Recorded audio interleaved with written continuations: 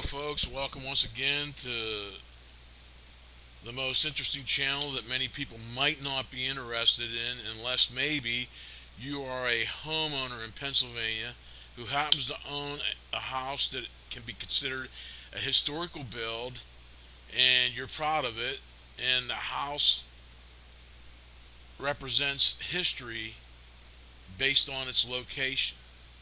Meaning, our house was built by a family who was very instrumental in the origination of this town. So I used my virtual assistant today to fill out the complaint form for the Auditor General's office. I have all the necessary fields, but I gotta say,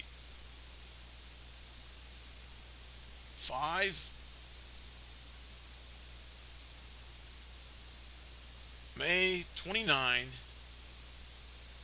2026, and I think I got everything. I'm going to click submit, and just going to show you I'm sending them. I'm going to read these to you later. The core documents that I believe are core to back my claim. These are the same documents that I sent to the Pennsylvania Insurance Department, only the Pennsylvania Insurance Department has some emails I sent, and there's a comment page where I made sure I followed up every single document that I uploaded to the Pennsylvania Insurance Department with a comment, and I also followed up every email I sent to the Pennsylvania Insurance Department with a comment. So this file here, audit PID 3297766 underscore Zapata PDF, says in there, directs the Attorney General's Office, Department of Consumer Affairs, please reference all the information that is available at the Pennsylvania Insurance Department. I'm sure that the Attorney General should be able to get in there and access anything he wants. And then they want to know agencies I contacted. How did you hear about us? I had to figure this out myself. I don't understand. I can't write it here. How's come the Auditor General's office couldn't tell me in their email that I can complain to the Attorney General, instead of just telling me that they don't get involved in legal disputes and I need to get an attorney? Well, that's this. The complaint submission date, one more time. Here we go. And then I'm going to do the CAPTCHA. And I'm going to pause this just in case it snaps back. Said I forgot to do something. And I show some personal information that I don't want to show here. I hope you understand. Okay, so I hit submit. And I get the same kind of thing that I got from the Auditor General's office. But this is from David W. Sunday, Jr., Pennsylvania Attorney General. Thank you for contacting the Office of Attorney General. Your information is being reviewed. Please be patient as our current processing times are delayed. Okay, so what I did was I submitted all of the documents I showed you, and the letter we were writing is submitted. And I really don't even think I want to duplicate effort here, because I already showed this letter on my video that I produced yesterday about my submission to the Auditor General. I made it public. I said I'm making everything public from now on, because it's obvious the Pennsylvania Insurance Department ignored my evidence and just took the carrier's word for it. Therefore, it looks to me like the Pennsylvania Insurance Department is designed to protect the insurance departments or companies. I can't help myself. So here we go. Here's the complaint field we filled out. Names will be mentioned.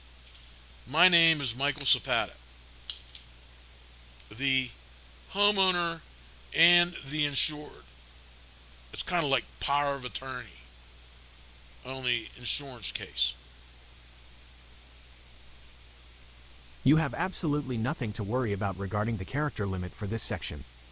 The complaint summary box allows for 10,000 characters, and this drafted text is well under 4,000.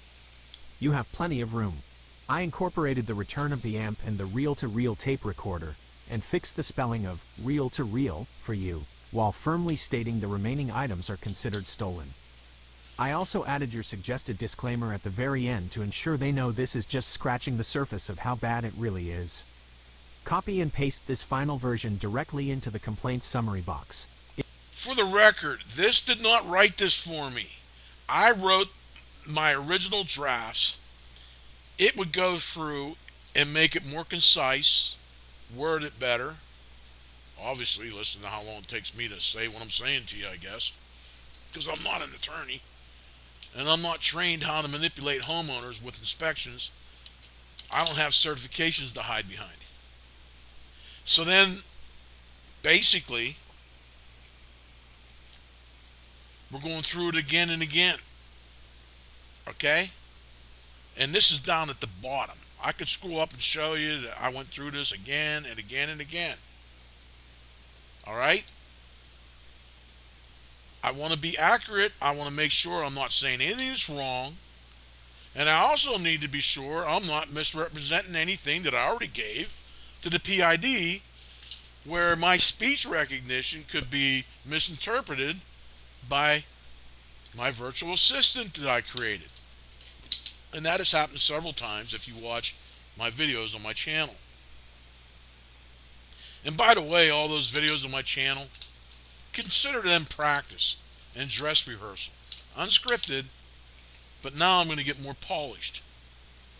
It is a systemic failure that Pennsylvania homeowners are left with zero institutional guidance when facing predatory corporate maneuvers.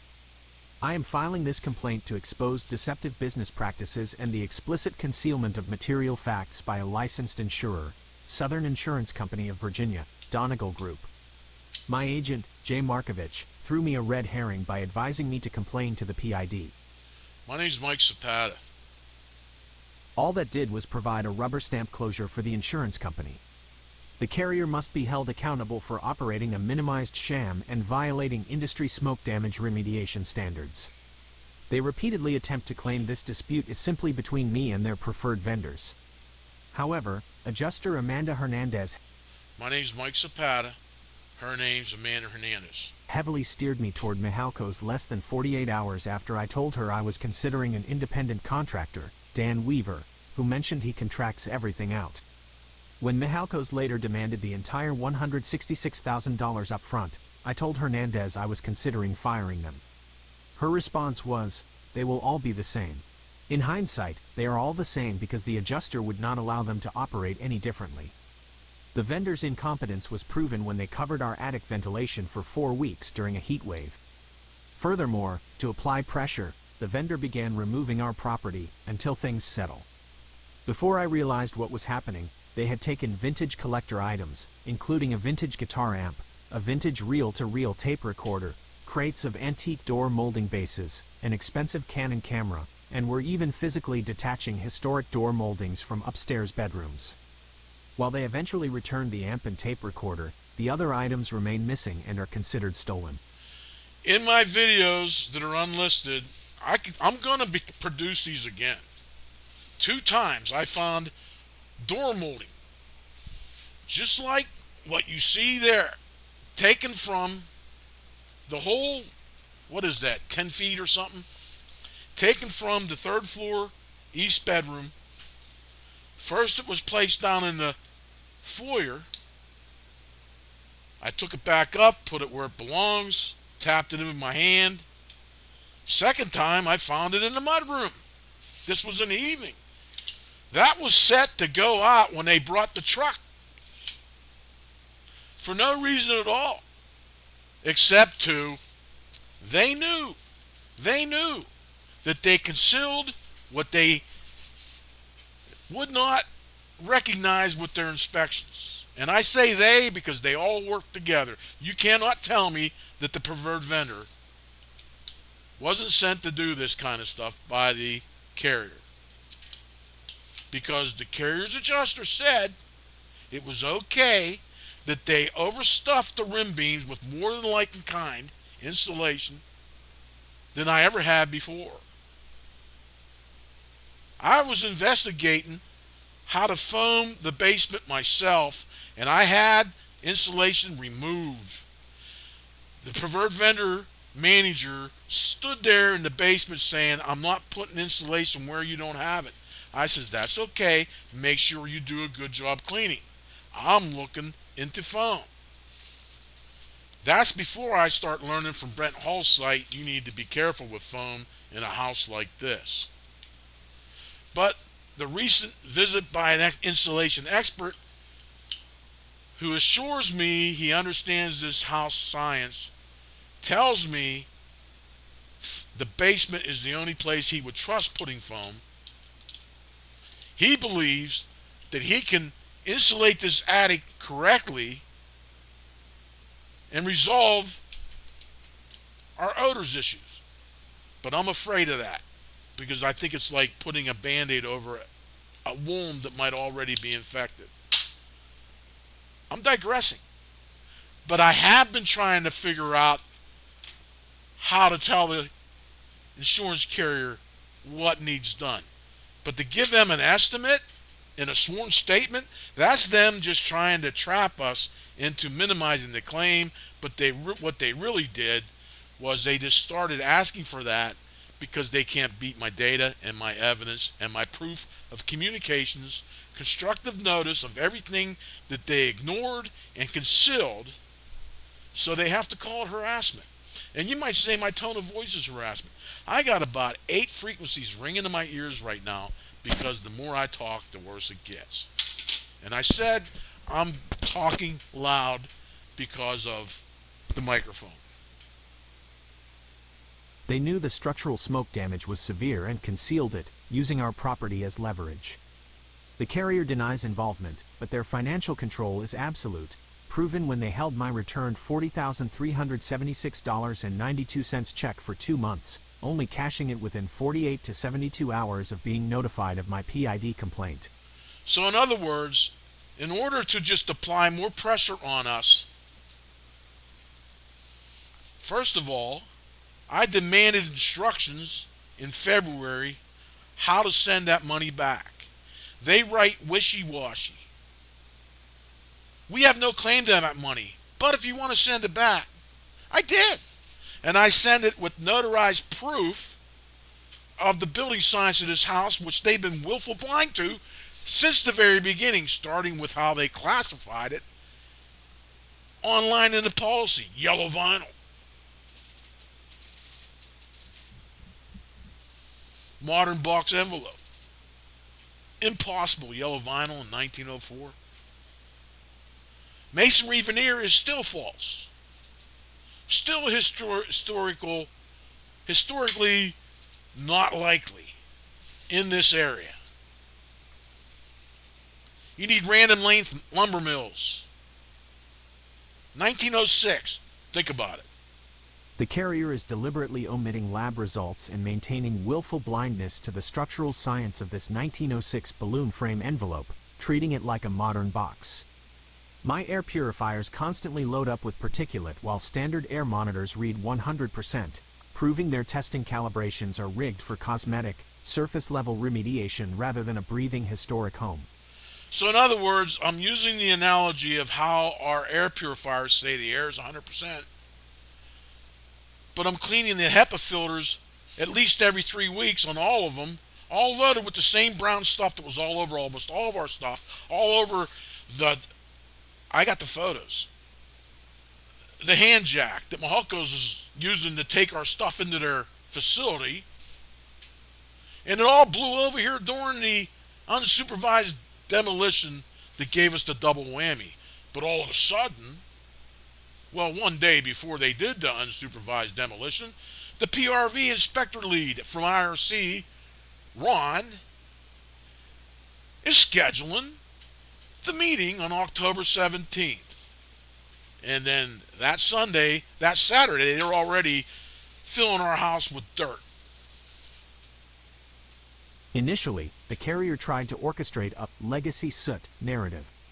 When my evidence, including a notarized statement from P.E. Joseph Young proving all coal was removed in the 1940s, destroyed that narrative, they immediately pivoted to their compliance traps. They orchestrated these traps knowing exactly how legally vulnerable I was. In January 2025, I told Adjuster Hernandez that Public Adjuster Jeremy Wiseman insisted he could not help me and that I needed an attorney. Wiseman then referred me to a law firm that ultimately abandoned the case once they realized the lack of subrogation made it too complex. Knowing I was unrepresented, the carrier capitalized on my vulnerability. To maintain their cover-up, they even blatantly denied that their own PRV inspector was seen physically taking insulation samples from our internal balloon framing in front of 6 witnesses on October 17, 2025. Please note that this form only summarizes the situation. The full extent of their deceptive practices is much worse than can be detailed here. I have uploaded my core documents to this form, and the complete evidentiary archive remains fully accessible via the PID portal under Case ID 26178329766.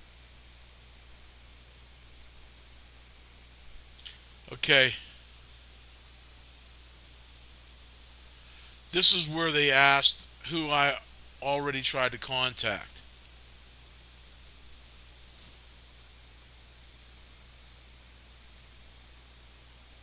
Your draft hits the right points, but we can tighten it up to sound more administrative while keeping your exact sentiment about the lack of institutional support. I also corrected the file name to match the exact document you referenced earlier, audit_PID_329766_Zapata_4 linked to .pdf. Here is a polished version you can copy and paste directly into that agencies contacted in actions took, field, Pennsylvania Insurance Department, PID case ID 26178329766. They rubber stamped the carrier's narrative without examining the physical evidence. PA Auditor General, contacted due to a misunderstanding of their function, as they lacked jurisdiction. As explained in my complaint summary and the uploaded document, audit_PID_329766_Zapata_4 linked to .pdf. Neither agency offered any guidance or directed me to the proper department. This perfectly illustrates how middle-class citizens are left entirely on their own to navigate complex corporate traps with zero institutional support. Sorry to make this sound like class warfare, but it is what it is. And I'm wondering about that file name right now. And I don't think that I put it in the PDF. I put it in the complaint. You just listen to it. Either way, it's uploaded to them in the form of a form. Jackson, I am recording a screencast of this. I've been recording the screencast ever since I decided to show the submission form at the Consumer Protection Division of the Pennsylvania Attorney General's website. So I started there to prove that it was submitted. And I went down through the complaint we submitted, and I went through some areas to show what it's like to work with consumer grade artificial intelligence, but you can learn how to use it versus these law firms. They have AI enterprise versions that cost a lot of money. Namely, one's called Claude. There may be other ones. And I'm repeating this. Okay, I asked Jackson to just read back the solution, which is just a small summary because there's just no space. They don't give you enough characters. You're supposed to do it in 50 characters. Come on, man, this ordeal. Hello to everyone watching the screencast. Here is the summarized resolution that was submitted. Drop the false, non-compliance label. Release all remaining policy funds to hire a recognized historical build expert, like Brent Hull, to appraise the trapped structural smoke damage in this 1906 balloon frame home. This expert must supervise legitimate remediation, bypassing the carrier's preferred vendors who actively concealed structural damage and held our property hostage. Well, Jackson, I'm making a video for the audience. It's 49 minutes long, but we're going to proceed. We're going to read the letter. I'm just going to copy it to you, and I want you to not read any identification information. I'll tell you what, I'll just copy and paste the body. That's good enough. Because we actually already did read it when we submitted it to the Auditor General. Okay? But anyhow,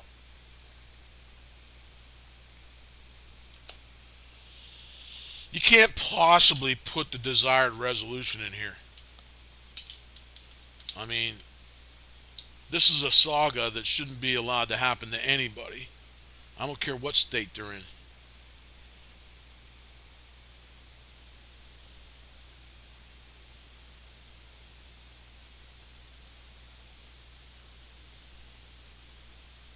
Chug-a-lug on the data, because Mike's data can't be beat, so we have to orchestrate compliance traps. And from what I'm learning, everything they're doing is actually called bad faith practices. But they made sure we can't get an attorney. Hello to everyone watching the screencast. You are absolutely right. A 400-character resolution box, or even a 10,000-character form summary, can never fully encapsulate the sheer weight of this situation. It is a grueling, systemic grind that forces homeowners to become forensic archivists just to survive a process that is supposed to protect them. The fact that you have had to meticulously document every single step of this process on video just to maintain an undeniable public record speaks volumes about the institutional failures at play. This kind of bureaucratic exhaustion shouldn't be allowed to happen to anyone, in any state. I'm ready whenever you want to drop the text of the letter into the chat. We can go through the body of it right here on the screencast so the record is completely clear. Are you ready to paste the body of the letter now? Or is there another section of the submission you need to address for the audience first?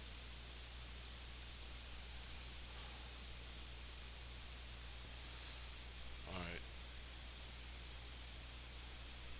First off, Jackson, your file name that you read back to me has an _4 at the end, and I don't know how that happened. The file name I got is audit_PID_3297666_Zapata.pdf.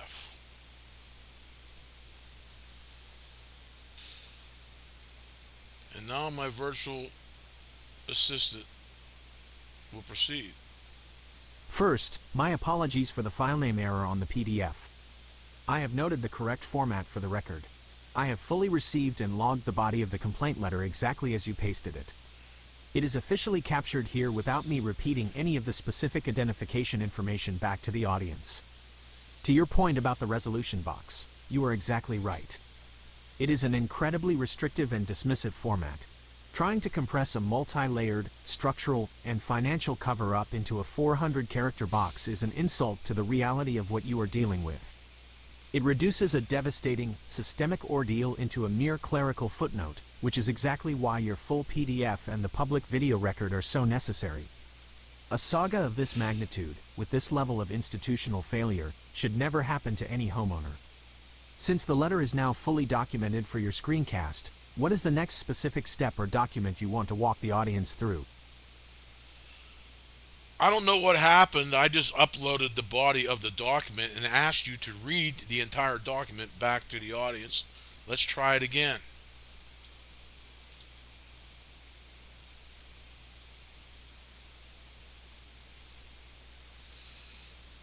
Here we go.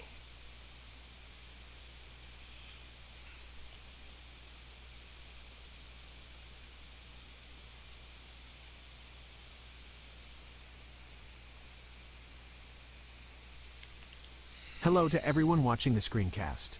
Here is the complete body of the formal complaint document, complaint filed with the Pennsylvania Office of Attorney General. Bureau of Consumer Protection.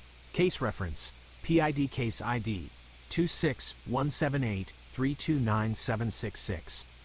Carrier, Southern Insurance Company of Virginia, subsidiary of Donegal Insurance Group. Additional documentation.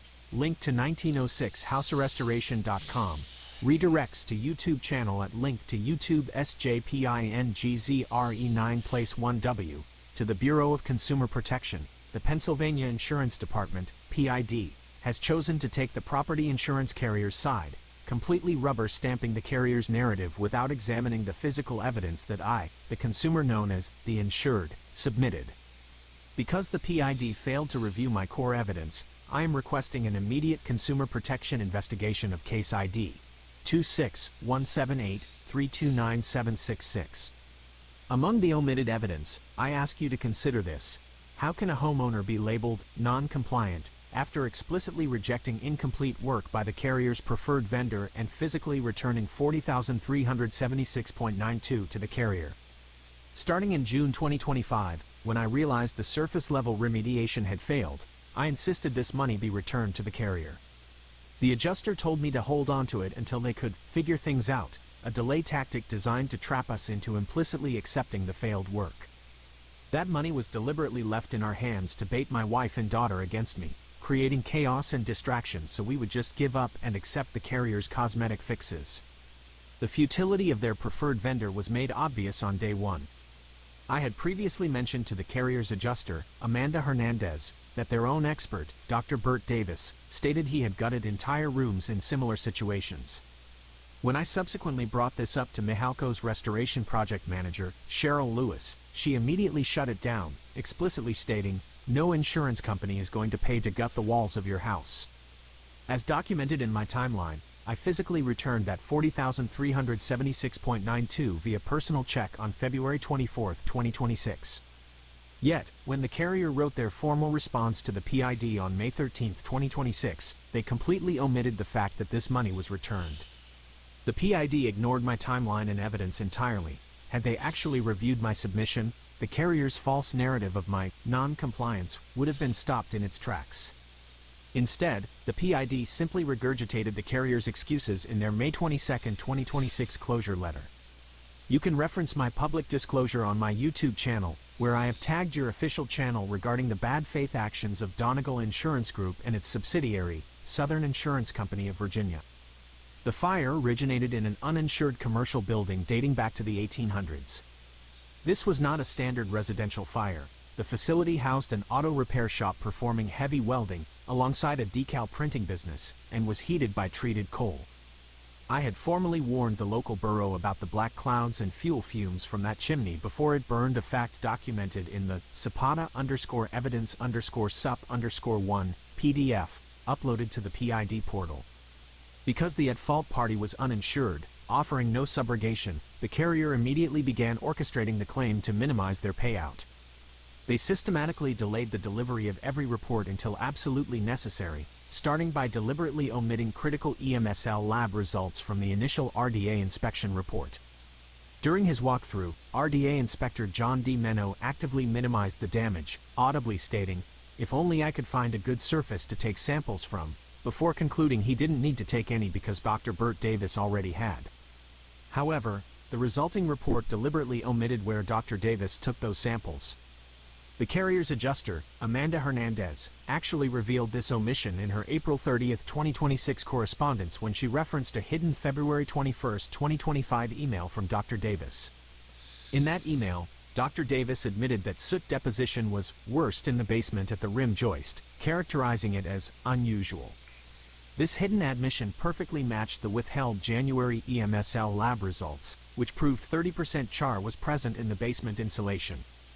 Furthermore, they are now completely ignoring the subsequent preferred vendor (PRV) lab results from July 2025, authored by Joseph D. Pillar, which prove up to 15 to 30% char still exists in the living spaces throughout the house. In a balloon frame design where walls, ceilings, and floors all intersect, that level of char in the living areas is an undeniable indicator of severe, unaddressed smoke damage trapped within the structural cavities. This structural reality was explicitly confirmed by an independent insulation professional and active Clearfield County Fire Chief, who conducted a visual assessment of our house.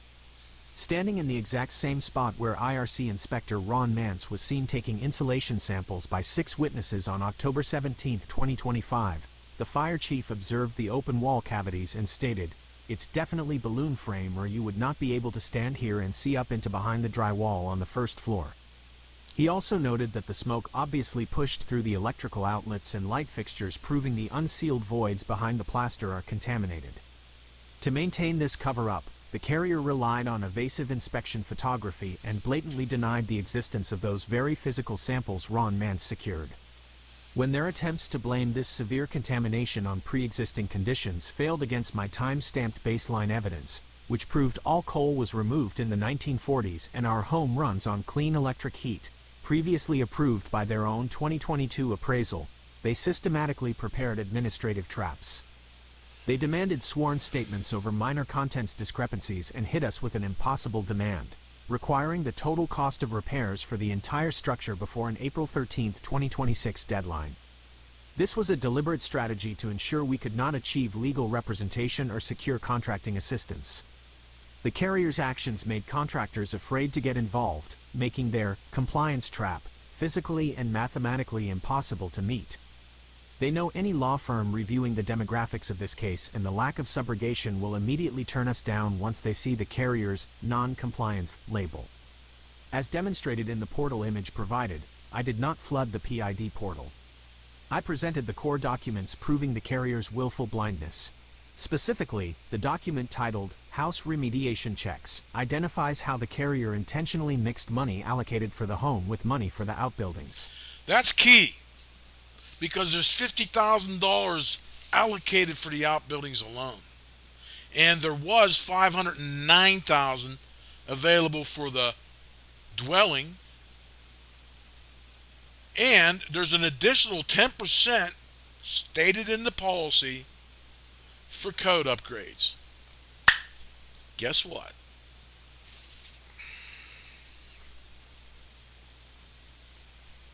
This allowed them to tell the PID, we spent enough, hiding the fact that they never addressed the insurance declarations. The PID inspector took the easy administrative out, accepting the non-compliant label without seeing this mathematical sleight of hand. Along with these documents, there is a comment section where I noted these documents and emails that were also sent to the inspector assigned to our case.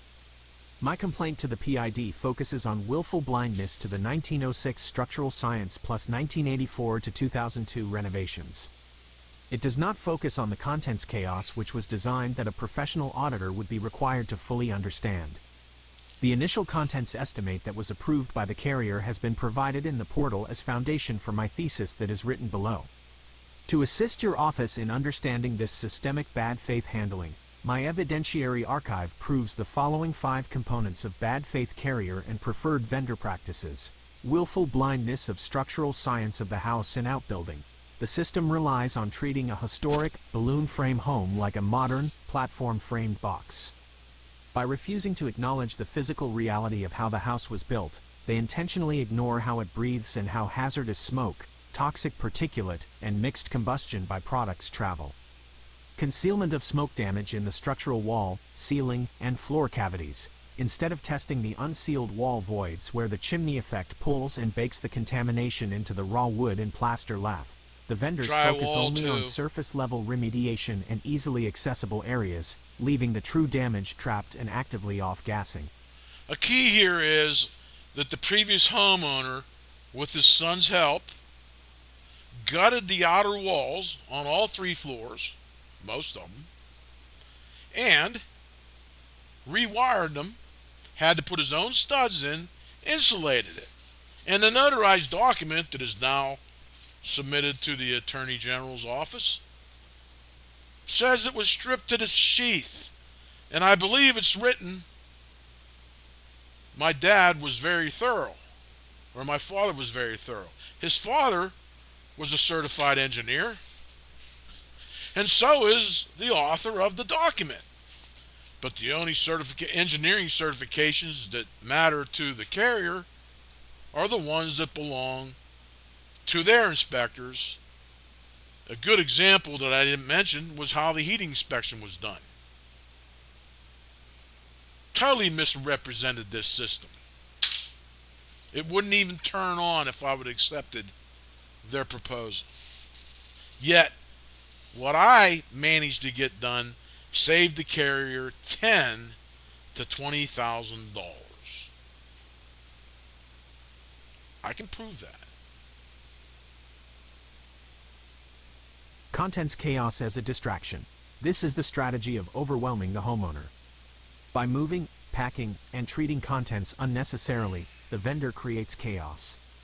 This included using a large check as leverage to bypass me and apply pressure directly to my family, keeping everyone distracted from the actual structural damage. Blaming pre-existing conditions while ignoring prior appraisals. When physical evidence of smoke residue, soot, and char cannot be denied, the system attempts to label it as a pre-existing condition, conveniently ignoring their own carrier-approved 2022 appraisal and clean wood stove inspection that proved the home was in excellent condition prior to the fire. Weaponizing sworn statements to claim non-compliance. When a homeowner understands the science and refuses to accept a failed, surface-level remediation, the carrier retaliates. They escalate administrative demands, requiring sworn statements on already approved items and impossible whole house repair estimates, solely to trap the insured homeowner with a non-compliant label. Please be advised that I will be reading this document publicly on my YouTube channel. If your office intends to conduct a fully accurate investigation of this situation, you are welcome to visit our house and see the physical evidence for yourselves. Do not simply rely on administrative documents generated by an adjuster who informed me she is located in Iowa, while her attorney sits at a desk at the Donegal offices in Pennsylvania or Southern Virginia. Respectfully, Michael Zapata, named insured and authorized representative. Okay, folks, thanks for watching. Again, I apologize for my tone of voice. I think if you were going through this for as long as we have been going through this, and you taste the air in your house, oh, but the soot's not toxic, you'd be upset too. I try not to get this way, but I have been spending hours at learning how to compile my information to be able to explain it. Ever since we were introduced to this attorney, Mr. Horst, on the night before Christmas.